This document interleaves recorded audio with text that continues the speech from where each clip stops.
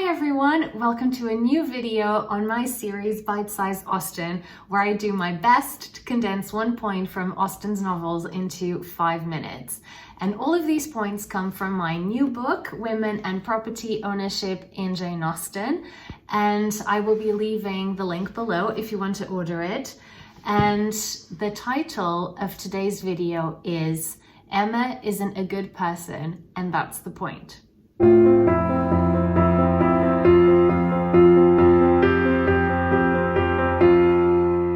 If you've read a few Austen novels, then you know that with Emma, Austen was trying to do something completely different. We've come from Eleanor and Marianne, who have been kicked out of their house, from Elizabeth, who very soon will be, Fanny, who never really had a proper family home to begin with, and now we have Emma, someone who is already the heiress of a very large fortune and who's also one day going to be the co-inheritor of an estate. And Austen is very honest about Emma's flaws from the get-go. She lacks the accomplishments that women were expected to have at this time. She's obsessed with her status in society and how it's superior to that of most people. And she wants to exert control over other people's lives. And if you've watched my previous video, then this will be starting to sound very familiar. Heaven and earth. Are the shades of Pemberley to be thus polluted? With Emma, Austen was setting herself a very interesting challenge. How do you make a character who is self-centered and tyrannical like those other older rich women and make her fun and likable? The problem with Emma is that she's bored. Aside from Mr. Knightley, there is no one around where she lives who is her intellectual equal.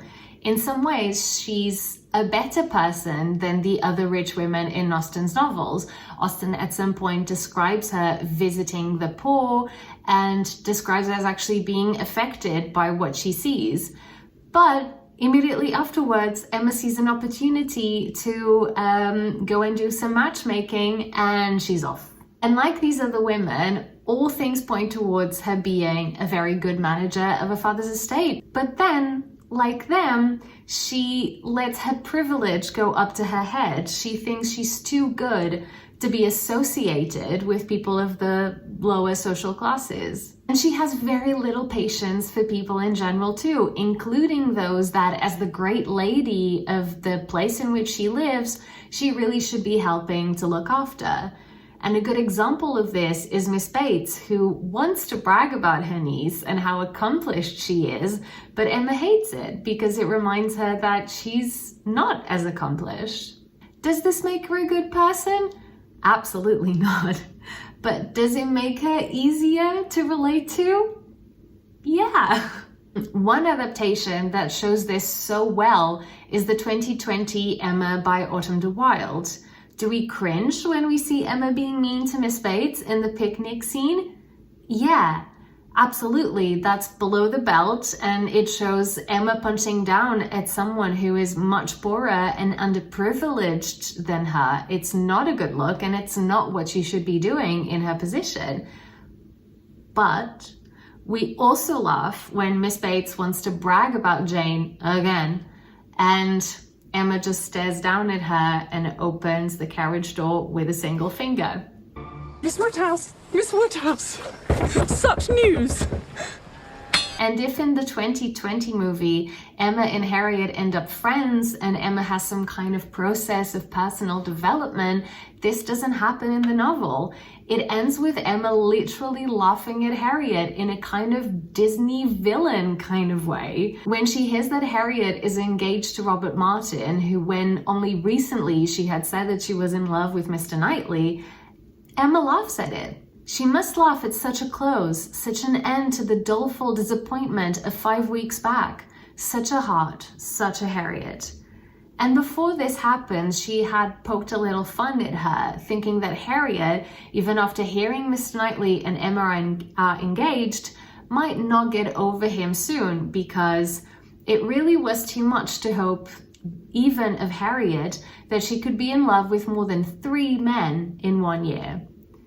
Emma here, and in many other moments in the novel, isn't behaving like we would expect her to do.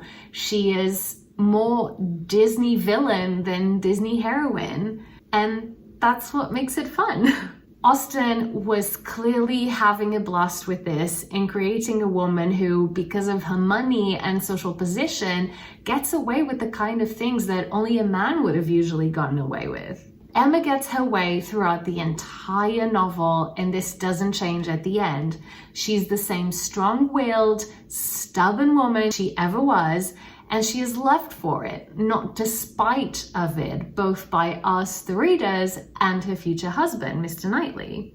She gets a proposal from Knightley, but instead of having to leave her father behind, which she refuses to do, instead, Knightley decides to move in with them. Then I shall come here.